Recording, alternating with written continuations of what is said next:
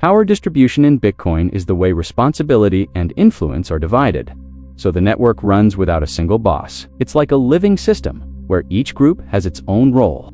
Let's learn what that means.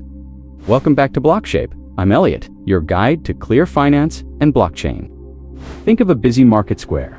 Builders set up the stalls, watchers keep the peace, writers track each deal, and buyers trade with each other.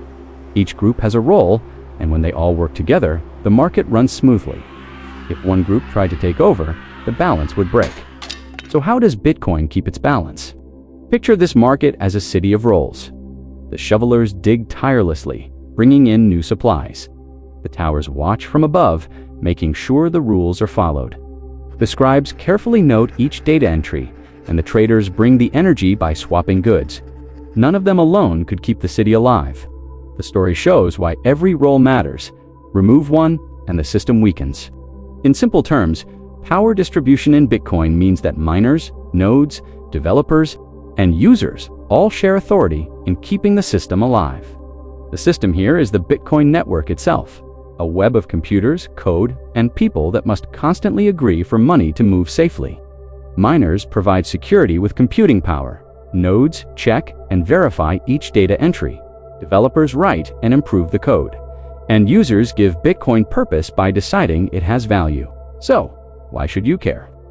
Imagine if one auction house could decide which art pieces were genuine, or if one company alone controlled all digital contracts. In Bitcoin, no single party has that much power. The strength of power distribution is that it prevents fraud, protects ownership of assets, and keeps financial activity open to anyone. Whether you're moving money, storing value, or tracking agreements, you benefit from a system where trust is built into the design rather than handed to a single authority. So, now you understand what power distribution in Bitcoin means. Here are the key terms to remember. Power distribution, the sharing of authority across different groups, so no single party controls Bitcoin.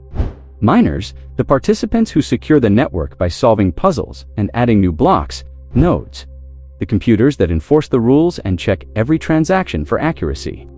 Developers, the coders who maintain and improve Bitcoin's open source software. And users are the traders and holders who give Bitcoin value through real-world demand and everyday use. Thanks for watching. If you enjoyed this video, tap that like button. It really helps the channel grow. And if you want to keep learning about money, crypto, and how the future of finance works, make sure to subscribe and click the notification bell so you'll know the moment a new episode drops. See you in the next one.